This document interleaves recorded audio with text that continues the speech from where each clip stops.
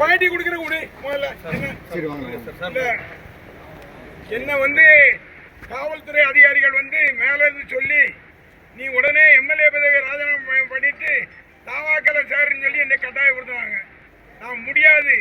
நாங்க வந்து எப்பவும் எங்களுடைய தலைவர் மரியாதைக்குரிய அண்ணன் தளபதி மு.க. ஸ்டாலின் என்ன நினைக்கின்றாரோ அதை தான் செய்வோம். எவனாலும் தொட்டு பார்க்க முடியாது. ஏன்னா நான் வந்து தவறு செய்யாதவன்.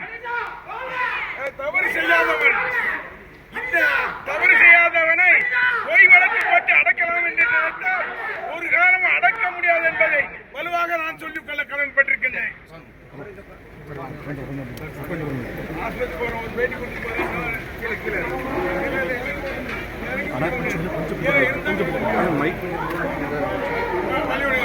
என்ன வந்து ராஜினாமா பண்ணணும்னு சொல்லி என்ன வலியுறுத்துறாங்க.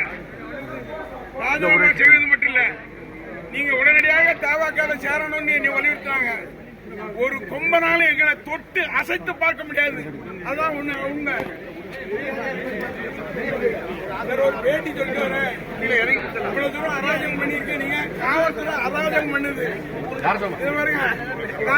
என்னுடைய நான் வந்து 10ஆம் தேதி காவல்துறையில ஆஜர் இறங்கி பேசுவாங்களா பேர் சொல்லிட்டாரு. பார்த்து ஒரு காலம் படி 10ஆம் தேதி ஆத்தூர் போலீஸ் ஸ்டேஷன்ல ஆஜராகும் சொல்லி லெட்டர் கொடுத்திருக்கோம். அதை ஒத்து கொடுத்துருக்காங்க. அதுக்கு இடையில அராஜகமா என்ன கைது பண்ணாங்க.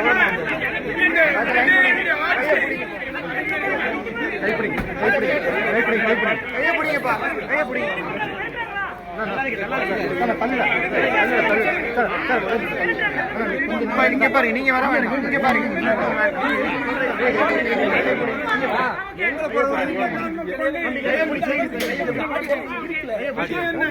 யார் வந்தாலும்